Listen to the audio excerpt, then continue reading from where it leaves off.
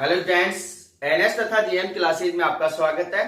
इससे पहले वाली क्लास के अंदर हम जो टॉपिक डिस्कस कर रहे थे वो था आपके पास में व्यतिकरण, और व्यतिकरण कंप्लीट करने के पश्चात जो लास्ट टॉपिक अपना चल रहा था वो था आपके पास में यंग का द्विसलिटी प्रयोग। तो इसको दोबारा से थोड़ा सा रिपीट कर लेते हैं कि यंग का द्विसलिटी प्रयोग क्या है और ये क्या कहता है। तो ध्यान से समझना भाई कि यंग नामक वैज्ञानिक ने एक प्रकाश स्रोत लिया है। क्या लिया है? एक प्रकाश स्रोत एस लिया है। ये कौन सा प्रकाश स्रोत है? एक वर्णी प्रकाश स्रोत है। उसने इस प्रकाश स्रोत के सामने एक पर्दा रखा है जिसके ऊपर उन्होंने दो क्या बनाई है? स्लिट बनाई है। एक स्लिट S1 है और दूसरी स्लिट क्या है? S2 है। स्लिट का मतलब पर्दे के ऊपर दो बारीक बारीक क्या कर दिए हैं? छिद्र कर दिए हैं या झिरिया बना दी हैं।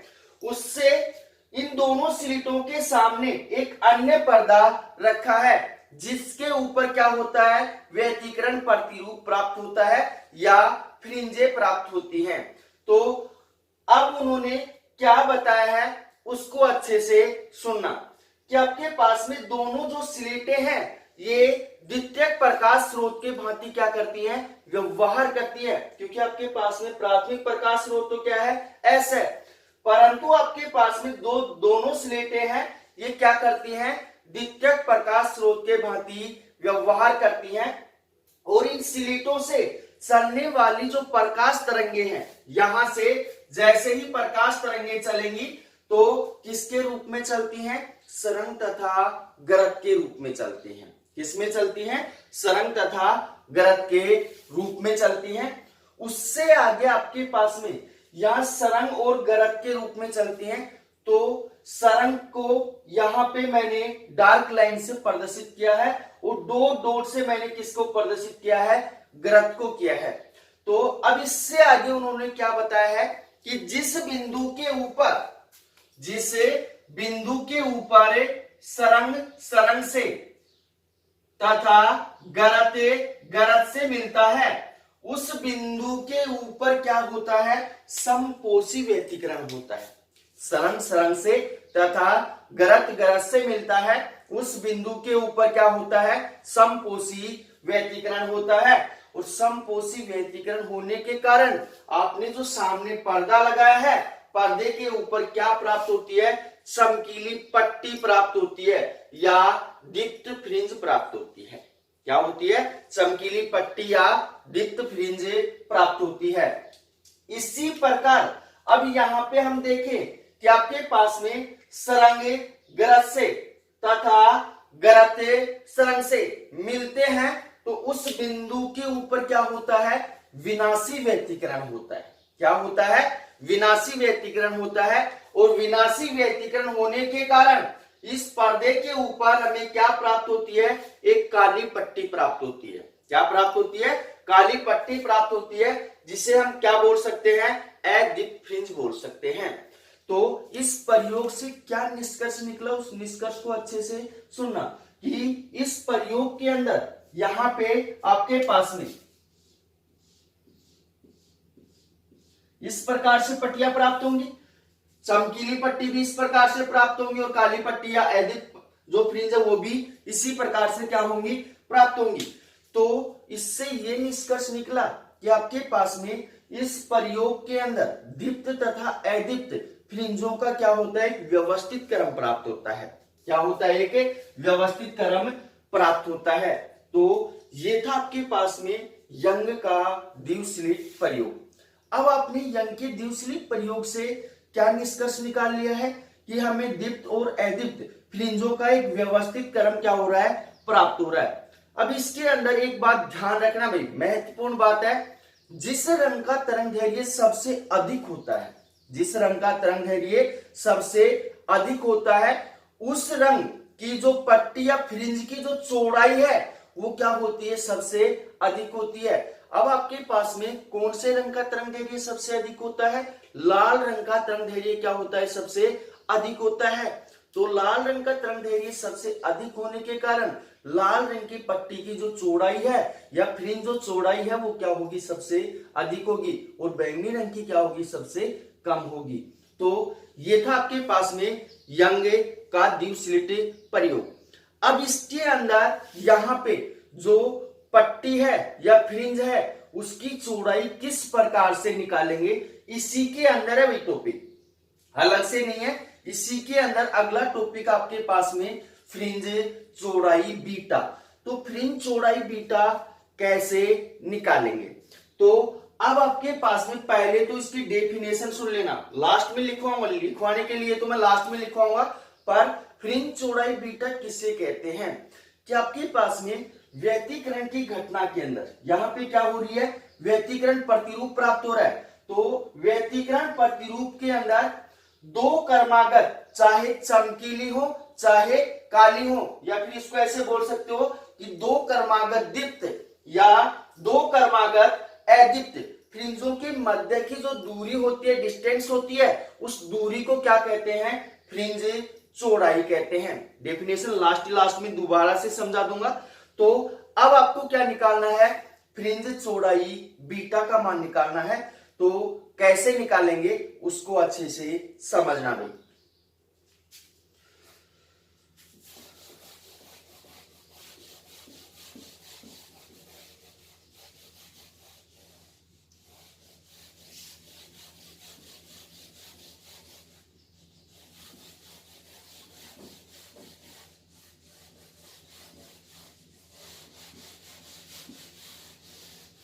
टॉपिक आपके पास में फ्रिंज चौड़ाई बीटा।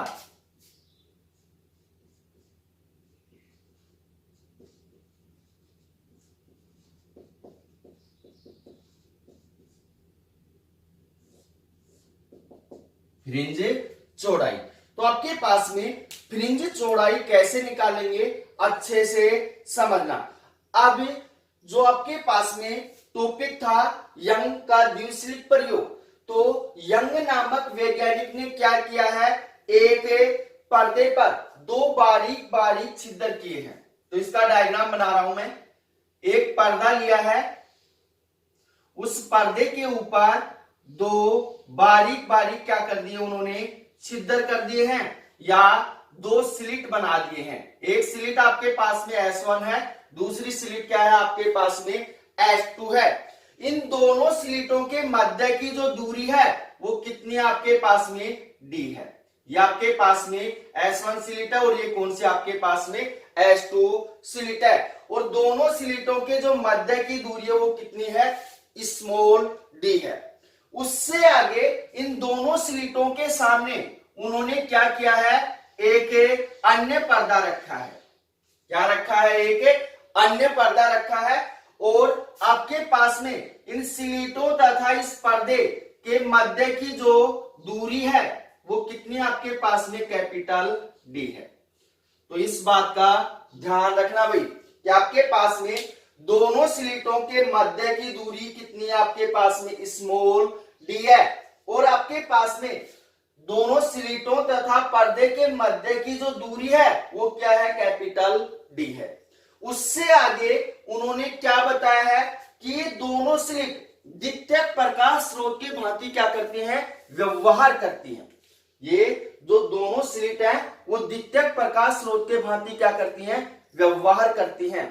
अब उससे आगे माना आपने जो पर्दा लिया है, पर्दे के मध्य बिंदु O से, यहां पे पर्दे का मध्य बिंदु O माना है, इस मध्य बिंदु O से x दूरी के ऊपर, कितनी दूरी के ऊपर है, x दूरी के ऊपर कोई बिंदु P है। क्या है, कोई बिंदु P है। इस बिंदु P के ऊपर क्या होता है, व्यतिकरण प्रतिरूप या फ्रिंजे प्राप्त होती है। क्या होता है, व्यतिकरण प्रतिरूप या फ्रिंजे प्राप्त होती हैं। अब आपके पास में यहां पे ध्यान देना भाई कि यहां प्रकाश स्रोत कौन सा है, S2 है, और यहां प्रकाश स्रोत कौन सा आपके पास में S1 है। तो अब आपके पास में बिंदु O को क्या माना है, मध्य बिंदु माना है। क्या माना है, मध्य बिंदु माना है, और दोनों प्रकाश स्रोत जो है इनके मध्य की दूरी कितनी है, D है। तो आपके पास में ये दूरी कितनी होगी, आपके पास में ये दूरी हो जाएगी आपके पास में d/2, और ये दूरी भी कितनी होगी d/2, आधी आधी हो जाएगी, क्योंकि जो बिंदु O है वो आपके पास में क्या है, मध्य बिंदु है। अब आपके पास में इस प्रकाश स्रोत से चलने वाली प्रकाश तरंग कौन सी है, मान लिया S1L है, और आपके पास में S2 से चलने वाली जो प्रकाश तरंग है वो मान लिया कितनी है, S2M है। तो अब यहां पे ध्यान देना भाई कि आपके पास में S1 प्रकाश स्रोत से जो स्लिट बनेगी वो कहां बन रही है, बिंदु P के ऊपर बन रही है, और S2 प्रकाश स्रोत से भी आपके पास में जो फ्रिंज बन रही है कहां पे बन रही है, बिंदु P के ऊपर बन रही है। कहां पे बन रही है, बिंदु P के ऊपर। तो हम इसको किस प्रकार से लिख सकते हैं उसको ध्यान से सुनना कि माना पर्दे के मध्य बिंदु O से x दूरी के ऊपर कोई बिंदु P स्थित है, जहां पे क्या बनती हैं, व्यतिकरण प्रतिरूप या फ्रिंजें बनती हैं। उससे आगे आपके पास में ध्यान से समझना कि S1 जो प्रकाश स्रोत है या स्लिट S1 तथा S2 से चलने वाली तरंगे जब बिंदु P के ऊपर पहुंचती हैं, प्रकाश स्रोत S1 तथा S2 से चलने वाली प्रकाश तरंगे कहां पहुंचती हैं, जब बिंदु P के ऊपर पहुंचती हैं, तब आपके पास में दोनों तरंगों के मध्य पथांतर ज्ञात करना है आपको। तो यहां पे ध्यान देना भाई कि S1 प्रकाश स्रोत बिंदु P के पास में है, परंतु S2 प्रकाश स्रोत बिंदु P से क्या है, दूरी के ऊपर है। तो दोनों तरंगों के पथ के अंदर जो अंतर होगा, क्योंकि ये ज्यादा दूरी तय करेगी और ये क्या करेगी, कम दूरी तय करेगी, तो इन दोनों के पथ के अंदर जो अंतर होगा उसे क्या बोलेंगे, पथांतर बोलेंगे। तो सबसे पहले इसको दोबारा से रिपीट कर रहा हूं कि यंग नामक वैज्ञानिक ने एक पर्दा लिया है, उस पर्दे के ऊपर दो स्लिट बना दी हैं, दो छिद्र बना दिए हैं, एक S1 है और दूसरा क्या है, S2 है। दोनों स्लिटों के मध्य की दूरी कितनी रखी है, उन्होंने d रखी है, स्मॉल d। उसके पश्चात उसके सामने उन्होंने क्या रखा है, एक अन्य पर्दा रखा है, और आपके पास में दोनों स्लिट तथा पर्दे के मध्य की दूरी क्या रखी है, उन्होंने कैपिटल D रखी है।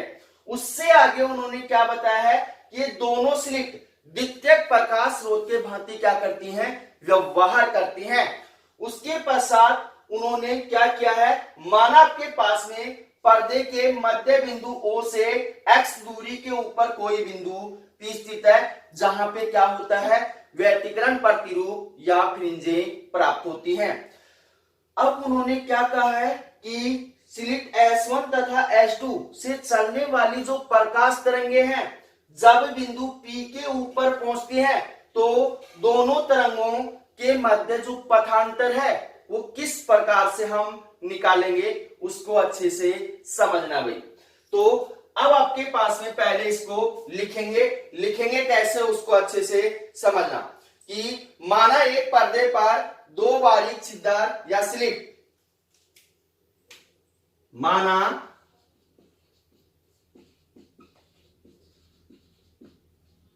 एक पर्दे पर दो बारीक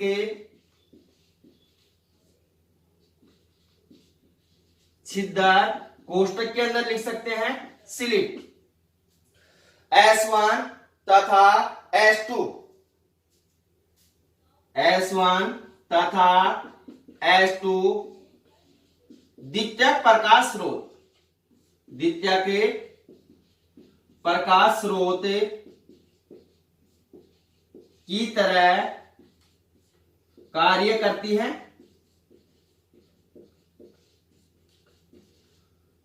इस पर्दे के ऊपर दो बारीक छिद्र या स्लिट S1 तथा S2 द्वितीयक प्रकाश स्रोत की तरह क्या करती हैं, कार्य करती हैं। दोनों स्लिटों के बीच की दूरी कितनी है, d है। तो यहां लिखेंगे दोनों स्लिटों के बीच की दूरी है, दोनों छिद्रों के बीच की दूरी d है, स्मॉल d है।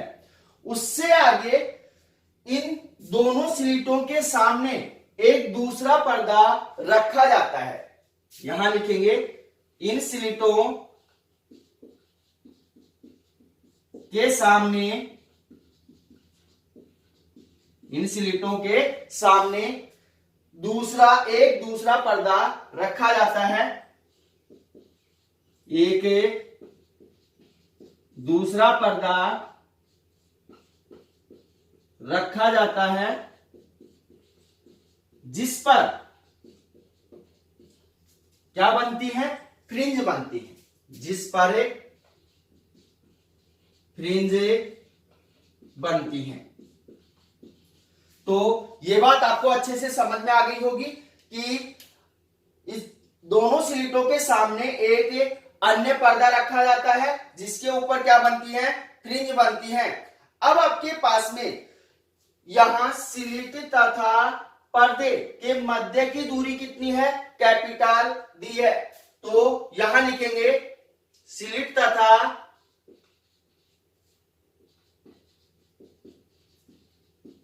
पर्दे के मध्य की दूरी कैपिटल डी है। क्या है, कैपिटल डी। ये तो उन्होंने एक डायग्राम बनाया है एक्सपेरिमेंट करने के लिए। अब उससे आगे उन्होंने क्या कहा है कि माना पर्दे के मध्य बिंदु O से x दूरी पर कोई बिंदु P स्थित है जहां क्या बनती है, व्यतिकरण प्रतिरूप या फ्रिंजें बनती हैं। तो अगली लाइन से लिखेंगे माना पर्दे के मध्य बिंदु O से x दूरी पर कोई बिंदु P स्थित है, कोई बिंदु P स्थित है जहां क्या होता है अभी आपके पास में, जहां फ्रिंजें बनती हैं या व्यतिकरण प्रतिरूप प्राप्त होता है, जहां फ्रिंजें बनती हैं। अब उससे आगे उन्होंने क्या कहा है कि आपके पास में स्लिट S1 तथा S2 से चलने वाली प्रकाश तरंगे जब बिंदु P के ऊपर पहुंचती हैं तो दोनों तरंगों के मध्य जो पथांतर होगा वो क्या होगा और किस प्रकार से उसे निकालेंगे, इसको अच्छे से समझना। तो अगली लाइन से लिखेंगे यदि स्लिट S1 तथा S2 से चलने वाली प्रकाश तरंगे, स्लिट S1 तथा S2 से चलने वाली प्रकाश तरंगे जब बिंदु P पर पहुंचती हैं, जब बिंदु P पर पहुंचती हैं तब यहां पे आपके पास में दोनों प्रकाश तरंगों के मध्य पथांतर, ताबे दोनों प्रकाश तरंगों के मध्य पथांतर कितना होगा भाई आपके पास में, पथांतर होगा S2P माइनस में S1P, क्योंकि S2P में से S1P घटा देंगे तो दोनों के बीच जो दूरी का अंतर है वो क्या होगा, आपके पास में पथांतर आ गया। तो S2P माइनस S1P ज्ञात करने के लिए,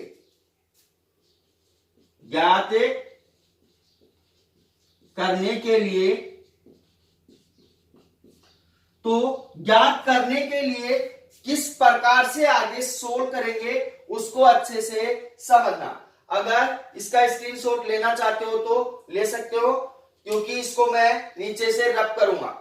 अब उससे आगे ध्यान से समझना, नीचे से मैं रब कर रहा हूं।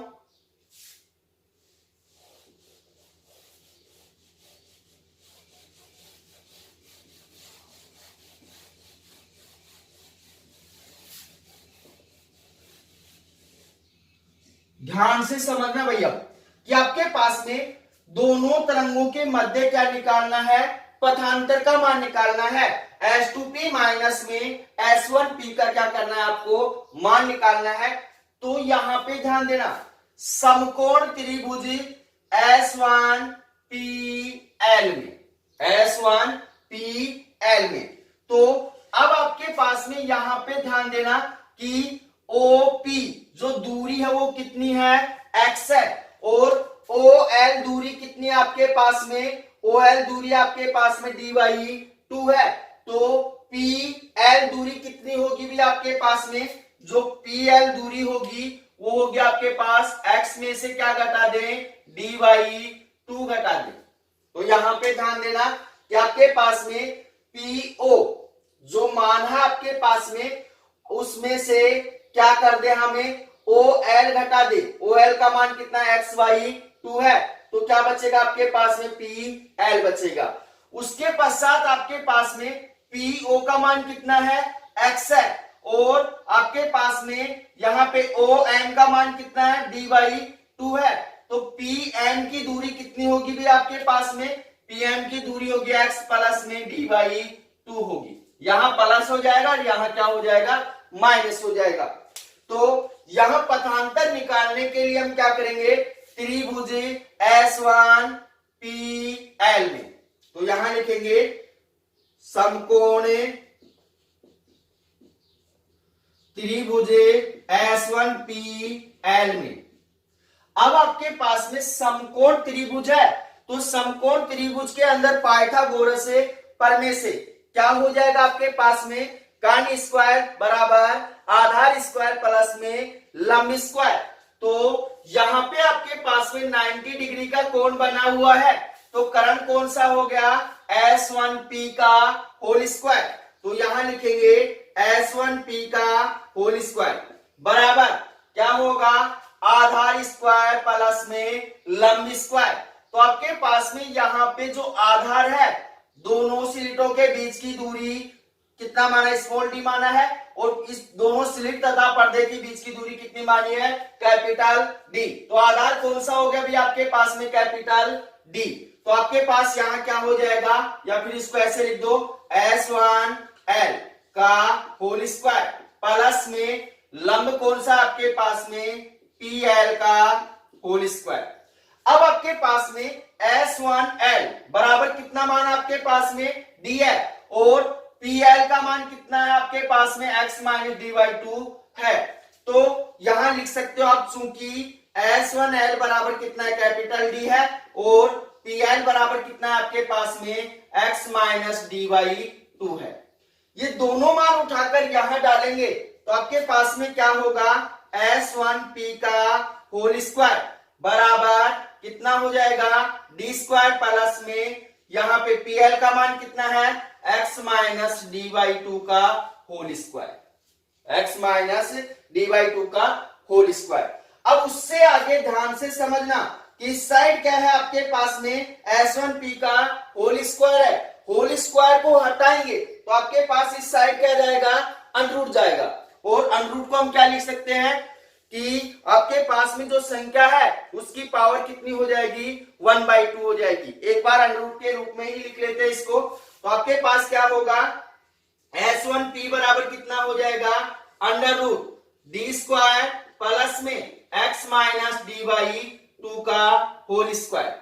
अब यहां से अंडरूट हटाएंगे हम तो इस पूरी संख्या के ऊपर पावर कितनी जाएगी, 1/2 जाएगी। तो क्या होगा आपके पास में, S1P बराबर हो जाएगा डी स्क्वायर प्लस में x माइनस में dy2 का होल स्क्वायर के ऊपर पावर कितनी आ जाएगी आपके पास में, के ऊपर पावर आ गया आपके पास में 1/2। क्यों आ गई 1/2, क्योंकि यहां से अंडरूट को हमने हटा दिया है। तो अब आपके पास में संख्या के अंदर से हम किसको बाहर निकालेंगे, जो कैपिटल डी है उसको बाहर निकालेंगे। तो डी स्क्वायर को हम बाहर निकालेंगे तो आपके पास में क्या मान बचेगा, यहां मान होगा S1P बराबर क्या हो जाएगा आपके पास में, डी स्क्वायर को बाहर निकालेंगे तो यहां डी स्क्वायर के ऊपर पावर कितनी है, 1/2 है। तो इसके ऊपर पावर कितनी आ जाएगी 1/2। और यहाँ पे क्या मान बच गया आपके पास में, यहाँ जो मान बचा है 1 प्लस में, क्योंकि डी स्क्वायर तो बाहर चला गया, यहाँ बच गया 1 प्लस में, यहाँ डी स्क्वायर है क्या, नहीं है, तो इसके अंदर डी स्क्वायर का क्या करना पड़ेगा, भाग देना पड़ेगा। तो क्या मान होगा आपके पास में x माइनस में dy2 का होल स्क्वायर बटे क्या हो जाएगा डी स्क्वायर, और इसके ऊपर भी पावर कितनी है 1/2 है। तो यहां पे ध्यान देना भाई कि यहां 2 से 2 क्या हो गया, कैंसिल हो गया, पावर के ऊपर पावर होती है आपस में क्या हो जाती है, मल्टीप्लाई हो जाती है। तो आपके पास में क्या होगा S1P बराबर कितना हो जाएगा D इंटू कितना होगा आपके पास में 1 प्लस में x माइनस dy2 का होल स्क्वायर बटे कितना हो जाएगा डी स्क्वायर, के ऊपर पावर कितनी है 1/2 है। अब आपको समझ में बैठ गया होगा कि यहां से डी स्क्वायर को कॉमन क्यों निकाला था, क्यों निकाला था भाई, ध्यान दो। यहां पे मैंने 11th क्लास में आपको एक टॉपिक समझाया था कि द्विपद प्रमेय, द्विपद प्रमेय कब लगेगी, जब आपके पास में पहला पद क्या होगा 1 होगा, तभी आपके पास क्या होगी द्विपद प्रमेय लगेगी। तो आपके पास यहाँ पे 1 आ गया, तो 1 करने के लिए हमने डी स्क्वायर को क्या किया है, बाहर निकाला है। तो अब आपके पास यहाँ पे ध्यान देना द्विपद प्रमेय से आगे लिखेंगे,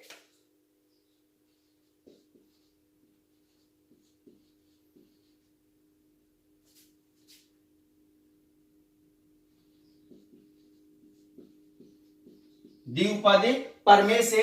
द्विपद प्रमेय क्या होती है भी आपके पास में 1 प्लस में x के ऊपर पावर कितनी है n है, तो इसको हम क्या लिख सकते हैं 1 प्लस में nx लिख सकते हैं, 1 प्लस में nx लिख सकते हैं।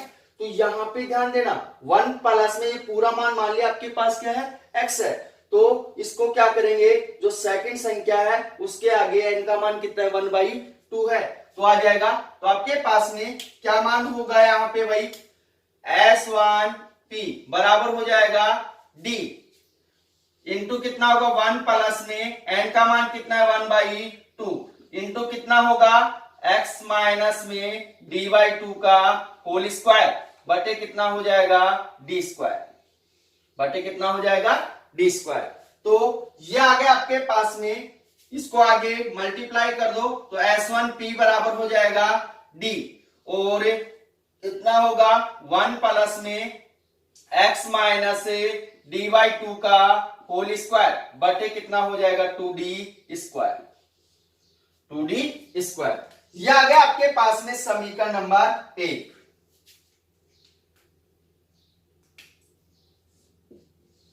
समीकरण नंबर 1। अब इससे आगे ध्यान देना, इसी प्रकार समकोण त्रिभुज S2PN में, S2PN में कौन सी त्रिभुज है, समकोण त्रिभुज है। फिर क्या लगाएंगे पाइथागोरस प्रमेय से कर्ण स्क्वायर बराबर आधार स्क्वायर प्लस में लंब स्क्वायर। तो यहां पे लिखेंगे भाई इसी प्रकार समकोण त्रिभुज S2PN में अब यहां पे 90 डिग्री का कोण बना हुआ है, तो आपके पास में यहां पे कर्ण कौन सा हो गया S2P हो गया, तो S2P का स्क्वायर, तो क्या हो जाएगा आपके पास में S2P का स्क्वायर बराबर आपके पास में आधार कौन सा है S2M है, S2M का होल स्क्वायर प्लस में लंब कौन सा है PM, तो यहां हो जाएगा आपके पास PM का स्क्वायर। तो ये बात समझ में आ गई होगी आपको। तो यहां पे S2N का मान कितना है आपके पास में कैपिटल D है, और PM का मान कितना है आपके पास x प्लस D/2 है। तो यहां पे आप लिख सकते हो चूंकि जो S2M बराबर कितना है कैपिटल D है, परंतु PM बराबर कितना है x प्लस में D/2 है, x प्लस में D/2 टू है। दोनों मान उठाकर यहां डालेंगे तो आपके पास में क्या मान होगा, यहां मान होगा आपके पास में h2p का स्क्वायर बराबर क्या हो जाएगा आपके पास डी स्क्वायर प्लस में यहां हो जाएगा x प्लस में डी बाई टू का होल स्क्वायर। फिर इसी प्रकार से जैसे हमने इसको सोल्व किया है इसी प्रकार से इसको क्या करेंगे, सोल्व करेंगे। तो यहां पे h2p यहां पे माइनस था परंतु यहां पे क्या है, प्लस है। तो आपके पास में इसको आप सोल्व कर सकते हो। अगर सोल्व नहीं करना चाहते हो तो डायरेक्ट लिख सकते हो। तो आपके पास में h2p बराबर कितना होगा आपके पास में d इंटू 1 प्लस में x प्लस में d बाई टू का होल स्क्वायर बटे कितना हो जाएगा 2d स्क्वायर। ये आ जाएगा आपके पास में समीकरण नंबर 2, समीकरण नंबर 2। तो इसके अंदर ध्यान देना भाई, अगर इसके अंदर आपको प्रॉब्लम है तो आप कॉपी में सोल्व कर सकते हो। जैसे मैंने इसको सोल्व किया है द्विपद प्रमेय लगाकर, उसी प्रकार से सोल्व हो जाएगा। दोनों के अंदर बस एक डिफरेंट है, यहाँ पे x minus D by to है, यहाँ पे x plus D by to है। तो अब आपके पास में यहां इससे आगे क्या होगा उस मान को अच्छे से समझना। अब इससे आगे क्या लिखेंगे, इसलिए S1 व S2 से चलने वाली तरंगों के मध्य पथांतर। तो इस साइड से अगर स्क्रीनशॉट लेना चाहते हो तो ले लो, इस साइड से मैं रब करूंगा।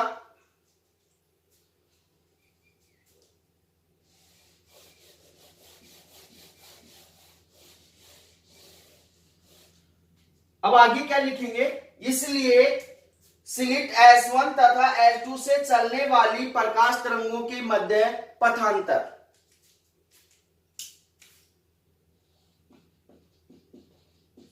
इसलिए स्लिट S1 तथा S2 से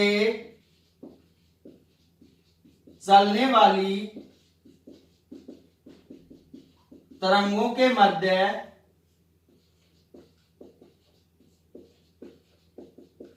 पथांतर कितना होगा भाई आपके पास में। पथांतर को लैम्डा से प्रदर्शित करते हैं तो लैम्डा बराबर कितना होगा आपके पास में, लैम्डा बराबर हो जाएगा आपके पास में h2p माइनस में s1p। यही तो अंतर होगा कि इस तरंग को की दूरी में से इस तरंग की दूरी को क्या कर देंगे, घटा देंगे। तो दूरी का अंतर है वो क्या होगा, आ जाएगा। तो यहां पे कितना होगा आपके पास में, डेल बराबर होगा h2p माइनस में s1p। अब आपके पास में h2p का मान किसके अंदर है, समीकरण 2 के अंदर है। s1p का मान किसके अंदर है, समीकरण 1 के अंदर है। तो यहां क्या लिखेंगे, समीकरण 1 तथा समीकरण 2 से, समीकरण 1 तथा समीकरण 2 से क्या मान हो जाएगा भाई आपके पास में, यहां पे डेल बराबर हो जाएगा कितना होगा आपके पास में, डेल बराबर h2p का मान कितना है d इंटू 1 प्लस में x प्लस डी बटे 2 का होल स्क्वायर बटे 2d स्क्वायर माइनस s1p का मान कितना है d इंटू 1 प्लस में x minus D by two का होल स्क्वायर बटे कितना हो जाएगा 2d स्क्वायर हो जाएगा। कितना हो जाएगा 2d स्क्वायर।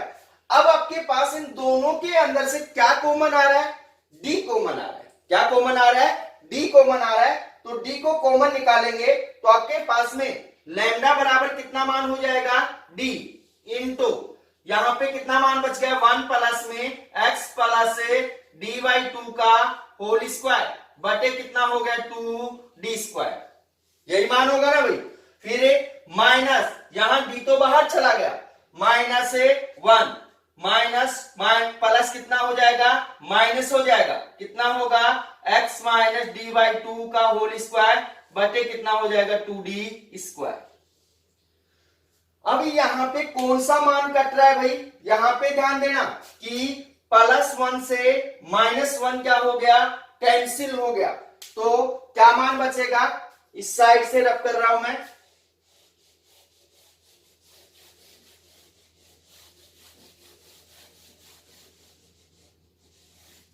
क्या मान बचेगा भाई आपके पास में, पथांतर लैम्डा बराबर डी इंटू यहां हो जाएगा आपके पास में x plus D by two का होल स्क्वायर बटे 2d² और माइनस में x minus D by two का होल स्क्वायर बटे 2d²। अब इन दोनों के अंदर से क्या कॉमन आ रहा है, 2d² क्या हो रहा है, कॉमन आ रहा है, बाहर निकाल लेंगे तो आपके पास पथांतर लैम्डा बराबर कितना होगा, d बटे कितना हो जाएगा, 2d² हो जाएगा। क्या मान बच गया आपके पास में, x प्लस में डी बाई टू का whole square minus x minus में डी बाई टू का होल स्क्वायर। स्क्वायर से d क्या हो गया, कैंसिल हो गया। अब यहां पे a प्लस बी का होल स्क्वायर और यहां a माइनस बी का होल स्क्वायर, दोनों को खोलेंगे तो आपके पास में लैम्डा बराबर कितना होगा, लैम्डा बराबर हो जाएगा 1/2d और यहां पे कितना मान होगा भाई आपके पास में, x² प्लस में कितना हो जाएगा 2x इंटू आपके पास b का मान कितना है, d बाई 2 है, प्लस में d² बटे कितना हो जाएगा, 4 हो जाएगा, d² बटे 4।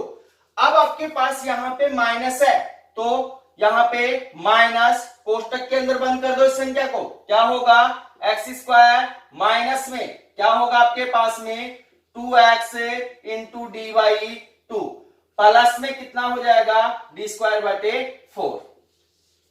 यही मान होगा ना भाई, क्योंकि अभी माइनस को अंदर मल्टीप्लाई नहीं किया है तो आपके पास में पथांतर लैम्डा बराबर कितना होगा, 1/2d। यहां हो जाएगा आपके पास में x² प्लस में 2 और यहाँ 2 से 2 क्या हो गया, कैंसिल हो गया, तो यहां कितना बच गया आपके पास में, xd बच गया, प्लस में कितना हो जाएगा आपके पास में d² बटे 4। अब इस माइनस को इन तीनों संख्याओं के साथ क्या करेंगे, मल्टीप्लाई करेंगे तो क्या होगा, माइनस x², माइनस माइनस क्या हो जाएगा प्लस, 2 से 2 क्या हो रहा है, कैंसिल हो रहा है, क्या मान बच गया आपके पास में, xd और यहां माइनस प्लस माइनस d² बटे कितना हो जाएगा 4। अब आपके पास में कौन कौन से मान कट रहे हैं, यहां पे आपके पास में मान कट रहा है x² से x² कैंसिल हो रहा है और d² बटे 4 से d² बटे 4 हो रहा है, xd प्लस में xd कितना हो जाएगा, 2xd हो जाएगा। तो आपके पास में क्या मान होगा, लैम्डा बराबर हो जाएगा आपके पास में यहां पे 1/2d इंटू 2xd, 2 से 2 क्या हो गया, कैंसिल हो गया, तो लैम्डा बराबर कितना हो गया आपके पास में, xd बटे कितना हो गया, d हो गया, xd बटे कितना हो गया, d। ये क्या आ गया आपके पास, दोनों तरंगों के मध्य पथांतर का मान आया है, पर अपने पास तो टॉपिक क्या चल रहा है, फ्रिंज चौड़ाई बीटा चल रहा है।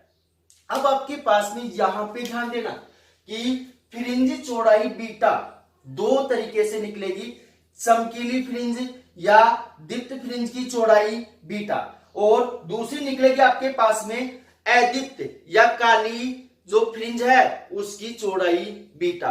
तो पहले करते हैं समकीली फ्रिंज या दीप्त फ्रिंज की चौड़ाई बीटा, किस प्रकार से निकालेंगे, यहां पथांतर आपने निकाल दिया है, x लैम्डा बराबर कितना है, xd बटे d आया है, इसका ध्यान रखना भाई, आगे अब जो फ्रिंज चौड़ाई है उसके अंदर इसकी आवश्यकता पड़ेगी। तो इसका अगर स्क्रीनशॉट लेना चाहते हो तो ले लो, क्योंकि मैं रब करूंगा इस साइड से।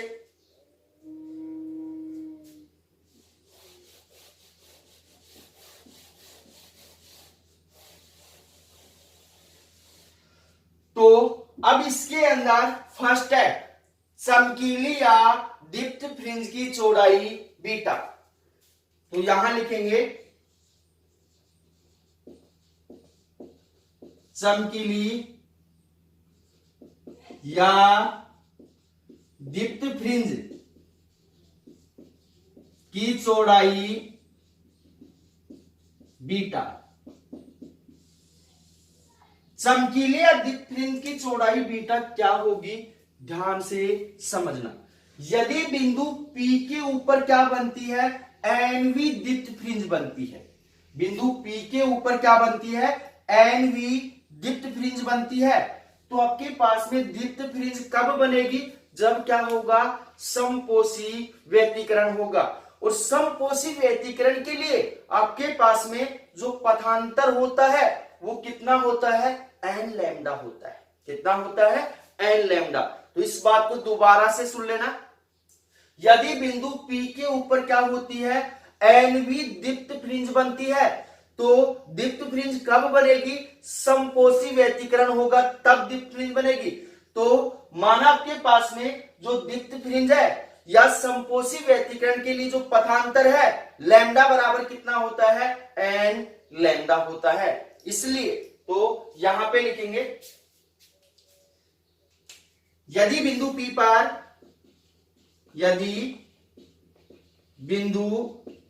पर एनवी दीप्त फ्रिंज बनती है, यदि बिंदु P के ऊपर क्या होती है? एनवी दीप्त फ्रिंज बनती है, तब आपके पास में समपोषी व्यतिकरण या दीप्त फ्रिंज के लिए पथांतर कितना होगा? एन लैम्डा होगा। इसलिए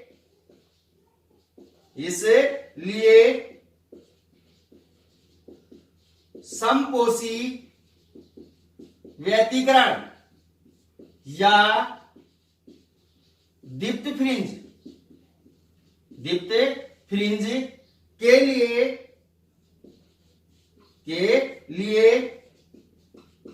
पथांतर लैम्डा बराबर कितना होगा? एन डेल बराबर कितना होगा?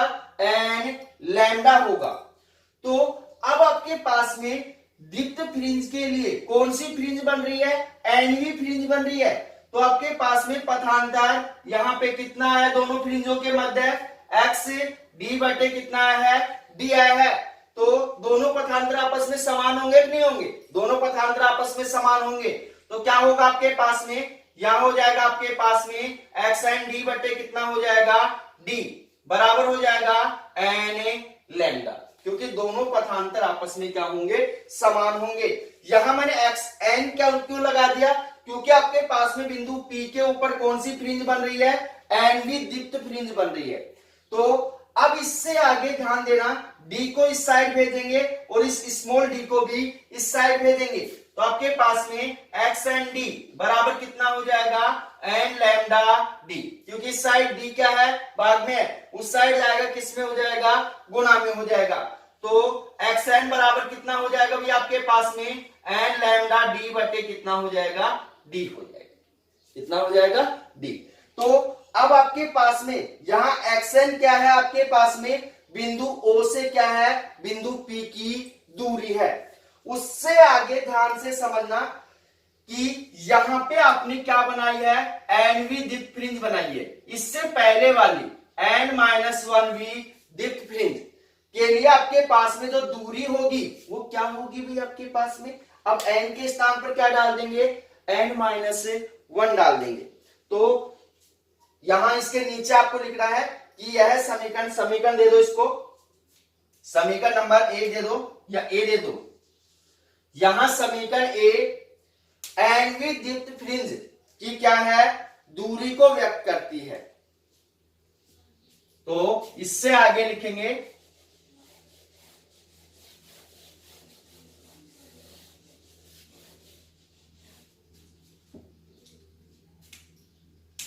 क्या लिखेंगे? यहां समीकरण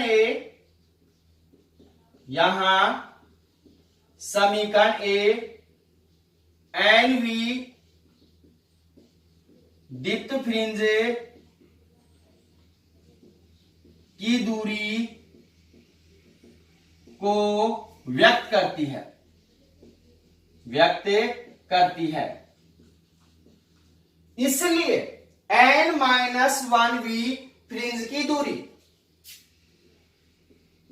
इसलिए n-1v फ्रिंज की दूरी अब n के स्थान पर क्या डाल देंगे भाई? n-1 डाल देंगे। तो क्या होगा आपके पास में xn-1 बराबर कितना हो जाएगा आपके पास में n-1। यहां पे भी n के स्थान पर क्या डालेंगे n-1 और क्या हो जाएगा लैम्डा डी बटे कितना हो जाएगा d हो जाएगा। लैम्डा डी बटे कितना हो जाएगा d। ये आ गया आपके पास में समीकरण नंबर बी। समीकरण नंबर बी। अब उससे आगे ध्यान से समझना कि हमें क्या निकालना है। जो दीप्त फ्रिंज की चौड़ाई बीटा है तो आपके पास में एक दीप्त फ्रिंज ये है, एक दीप्त फ्रिंज ये है। इन दोनों के मध्य जो दूरी है उस दूरी को क्या बोलेंगे हमें फ्रिंज चौड़ाई बोलेंगे। तो आपके पास में यहां दीप्त फ्रिंज की चौड़ाई बीटा, यहां लिखेंगे दीप्त फ्रिंज की चौड़ाई बीटा। बीटा बराबर क्या होगा आपके पास में एनवी फ्रिंज की दूरी माइनस n-1वीं फ्रिंज की दूरी। तो यहां क्या लिखेंगे xn माइनस में xn-1। दोनों चमकीली फ्रिंजों के बीच की दूरी का जो अंतर रहेगा उससे क्या कहेंगे, आपके पास में जो बीच की दूरी रहेगी उसे क्या बोलेंगे हमें फ्रिंज चौड़ाई बोलेंगे। तो समीकरण ए तथा समीकरण बी से, तो यहां लिखेंगे समीकरण ए तथा समीकरण बी से क्या मान हो जाएगा भाई आपके पास में xn का मान कितना है n लैम्डा डी बटे कितना है डी है, और आपके पास में xn-1 का मान कितना है n-1 इंटू लैम्डा डी बटे कितना है डी है। दोनों मान उठाकर यहां डालेंगे तो बीटा बराबर कितना होगा, यहां हो जाएगा आपके पास n लैम्डा डी बटे डी माइनस में n-1 लैम्डा डी बटे डी। दोनों के अंदर से क्या कॉमन आ रहा है, यहां आ रहा है आपके पास लैम्डा डी बटे डी बाहर निकाल लो तो आपके पास बीटा बराबर क्या होगा n लैम्डा बटे डी, वो सॉरी n नहीं आएगा, लैम्डा डी बटे क्या होगा डी होगा। और यहां क्या मान बच गया आपके पास, यहां n बच गया माइनस, यहां कितना बच गया n-1। तो यहां माइनस से इसको मल्टीप्लाई करेंगे n प्लस में 1, n से n क्या हो गया कैंसिल हो गया, तो बीटा बराबर क्या हो गया आपके पास में लैम्डा डी बटे डी हो गया। ये क्या आ गया आपके पास में समीकरण सी आ गया। और समीकरण सी किसको व्यक्त करता है, जो दीप्त फ्रिंज है उसकी चौड़ाई को क्या करता है व्यक्त करता है। तो यहां पे लिख सकते हैं हम कि समीकरण सी दीप्त फ्रिंज की चौड़ाई को व्यक्त करता है। तो क्या लिखेंगे, समीकरण सी दीप्त फ्रिंज की चौड़ाई, दीप्त फ्रिंज की चौड़ाई को व्यक्त करता है, व्यक्त करता है। अब आपने कौन सी फ्रिंज की चौड़ाई निकाल ली है, चमकीली या दीप्त फ्रिंज की चौड़ाई निकाल ली है। अब इस सेकंड क्या होगा कि आपके पास में काली या अदीप्त फ्रिंज की चौड़ाई निकालनी है। जैसे आपने किसकी निकाली है दीप्त फ्रिंज की निकाली है, उसी प्रकार अदीप्त फ्रिंज की निकालेंगे। तो कैसे निकालेंगे, अगर इसका स्क्रीनशॉट लेना चाहते हो तो ले लो, क्योंकि मैं रब कर रहा हूं।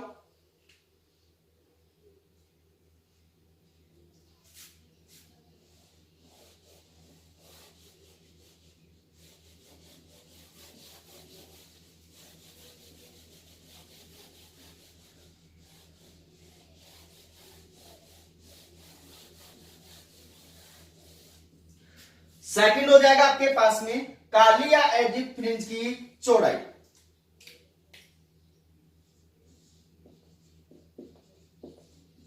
काली या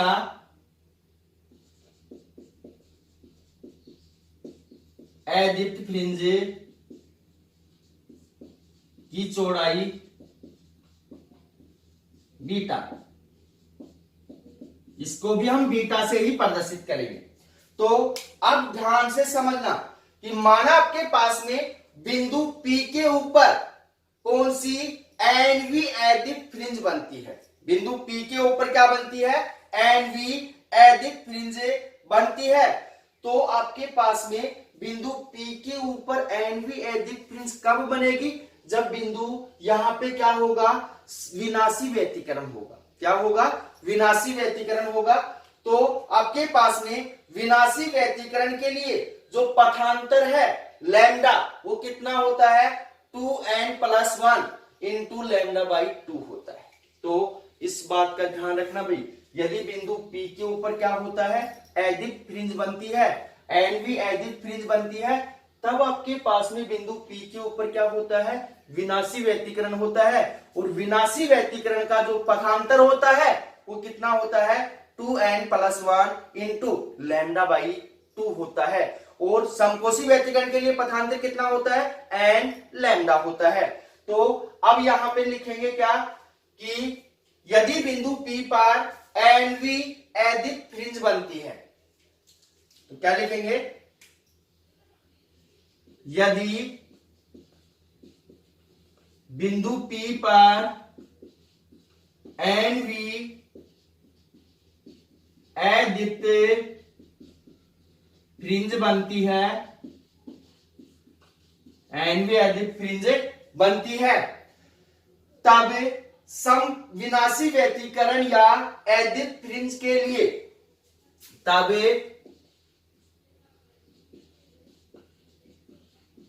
विनाशी व्यतिकरण या एडिप फ्रिंज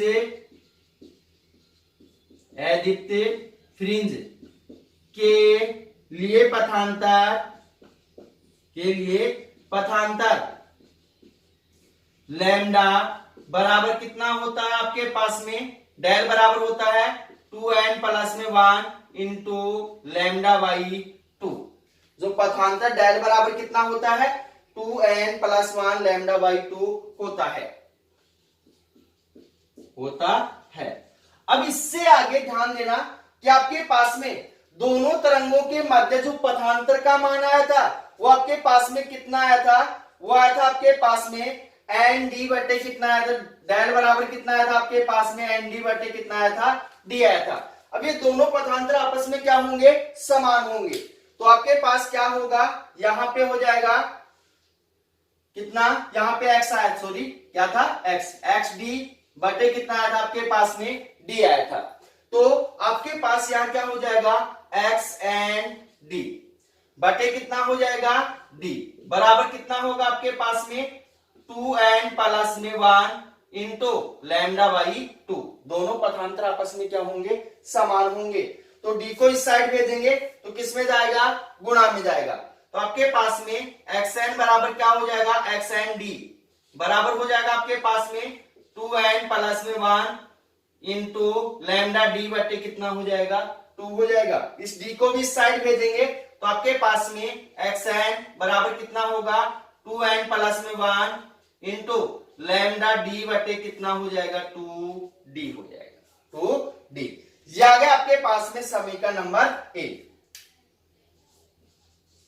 समीकरण नंबर 1, जो समीकरण ए है वो आपके पास में एनवी एडिप फ्रिंज की चौड़ाई को क्या करता है, दूरी को क्या करता है, व्यक्त करता है।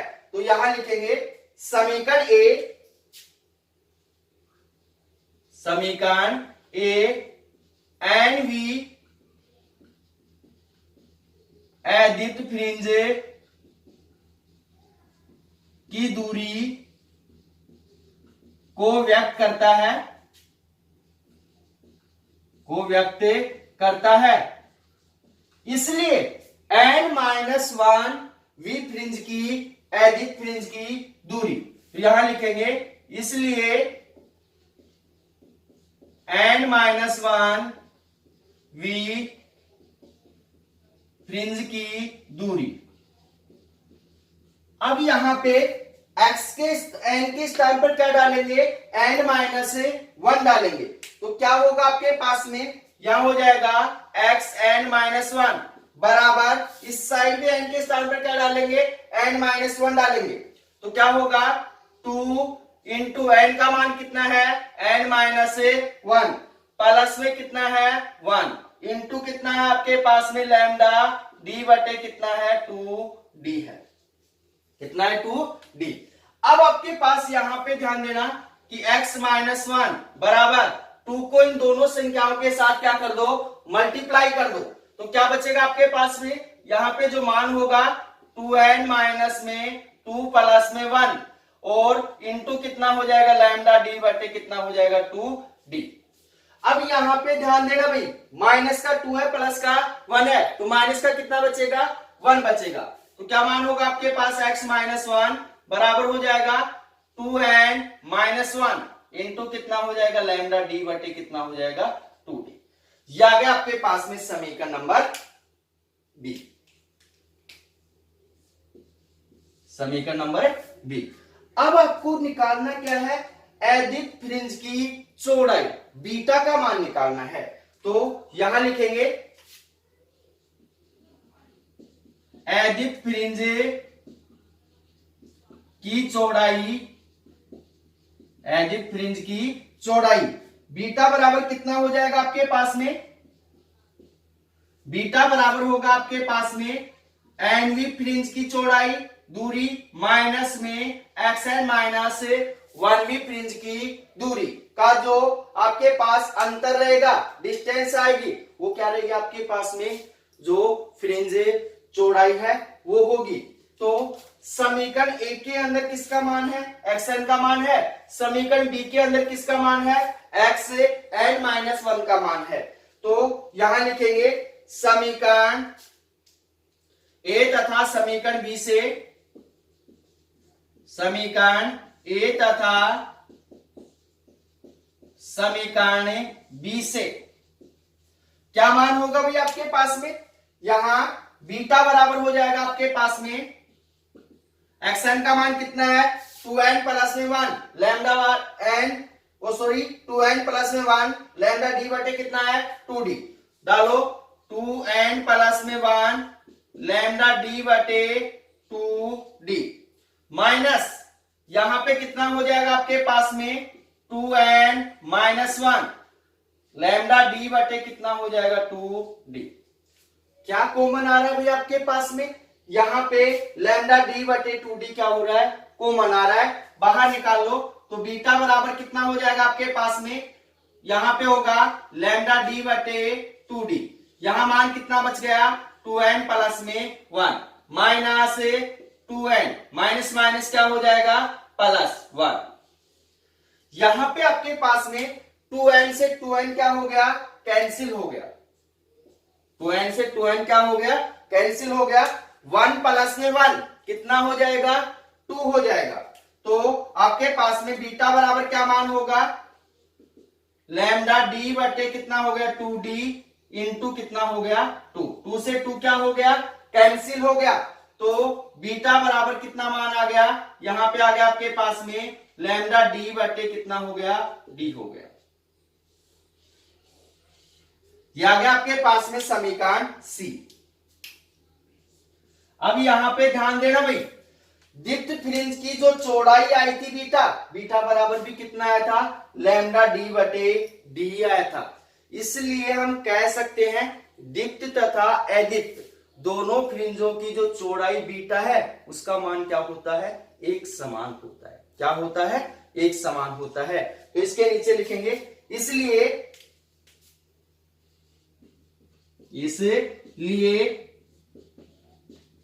दीप्त तथा अदीप्त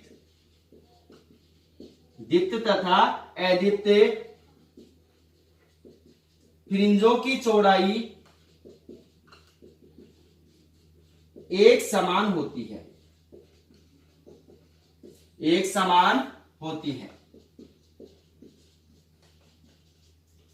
तो ये होगा आपके पास में फ्रिंज चौड़ाई। तो फ्रिंज चौड़ाई के अंदर किसी भी भैया बहना को किसी भी टॉपिक में अगर जरा सा भी आपको मिस्टेक है तो आप कमेंट्स करके बता सकते हैं, उस टॉपिक को दोबारा से समझा दिया जाएगा। तो अगर वीडियो आपको पसंद आए तो लाइक कीजिए, अपने दोस्तों के साथ शेयर कीजिए तथा हमारे YouTube चैनल को सब्सक्राइब कीजिए। धन्यवाद। मिलते हैं छोटे से ब्रेक के बाद।